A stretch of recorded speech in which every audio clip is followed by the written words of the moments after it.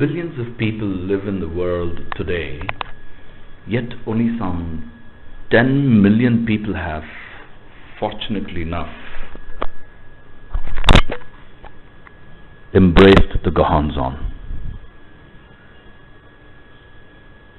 I'm telling you, billions of people live in the world today, yet only some 10 million people have, fortunately enough, embraced the divine mystic law,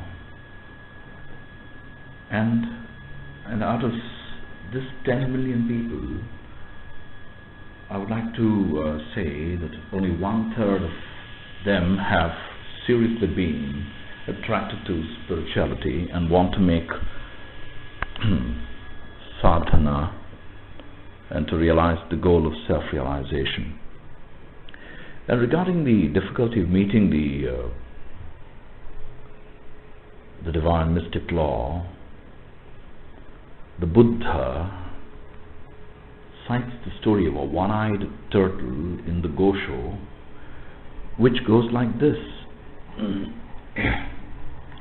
The Buddha has compared the difficulty of encountering the mystic law, the Lotus Sutra, to the difficulty of a one-eyed turtle's meeting a floating piece of sandalwood, which has the right soil for the turtle to settle in. Once upon a time, the story goes like this: there was a turtle which lived 80,000 yojana deep in the ocean. It had no hands and no legs, it had no fins either. Its stomach was just as hot as a burning iron. The shell on its back was as cold as a snow mountain. The only wish this turtle had day and night, and the only thing it murmured moment to moment, was that it wanted to cool its stomach and warm its shell. Red sandalwood is considered a sacred wood. It is just like a saint among commoners. You see, compared to this wood, all other pieces of wood have nothing outstanding. They are just like fools. So a piece of this sandalwood was capable of cooling the turtle's stomach, and the turtle deeply wished to climb onto a piece of this wood, put its stomach into its hole to cool it and warm up its shell under the sunshine. However, this turtle was able to surface only once every 1,000 years. It was difficult for the turtle to meet the sandalwood. The ocean was so big and the turtle was so small. And though encountering floating pieces of wood, it seldom met the sandalwood. Even when it met sandalwood, the hole was really the right size. When the hole was too big, the turtle fell into it. Thus, there was no warming its shell. Moreover, no one could help the turtle to climb out of it. When the hole was too small, the turtle could not put its stomach into it. Thus, it would be washed away by the waves and would sink into the ocean.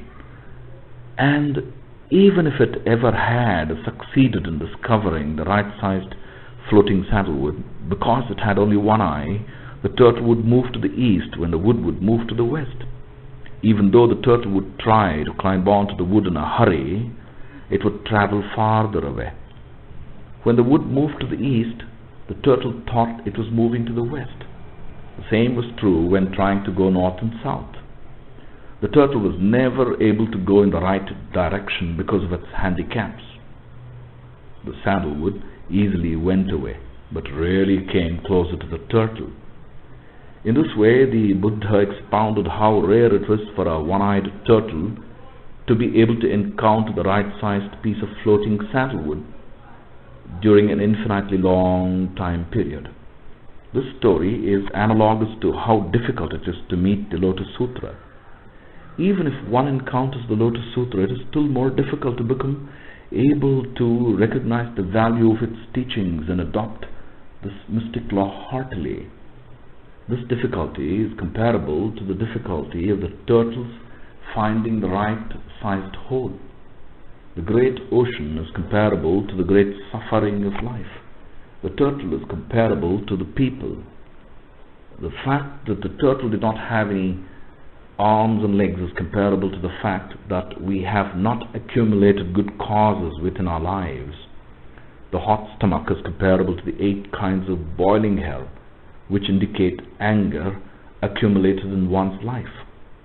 The cold shell on its back is comparable to the 8 kinds of freezing hell which indicate deep greed developed in one's life.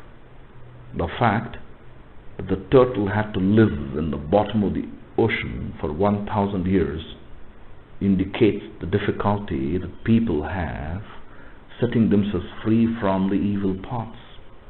The fact that the turtle can surface once every 1,000 years indicates that we, born as human beings, every once in an infinite length of time, free ourselves from the evil paths and meet the Buddha, the enlightened masters. It is easy to meet a piece of pie in a cypress, he says, but difficult to meet sandalwood.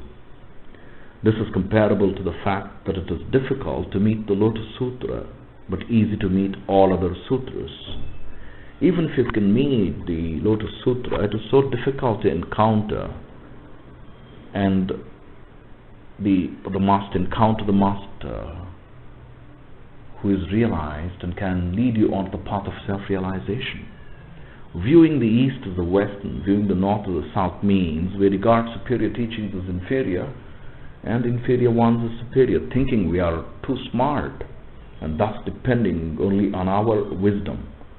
It is as if we were viewing the teaching which has no benefit as a teaching which has benefit, or it is as if we were viewing the teaching which does not fit the life capacity of the people in contemporary times as a teaching which fits it.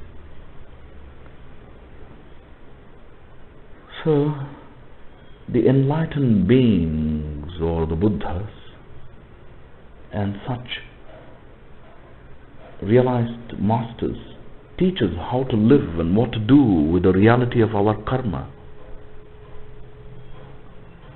I sincerely hope that you will remember this point, realizing that no one but you yourself can make you happy.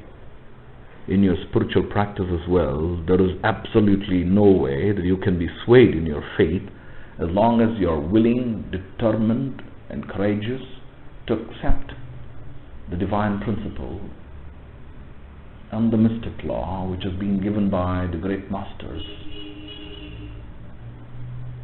and the one who can lead you on to the path of self-realization and quicken up your progress and elevate your consciousness to reach the highest.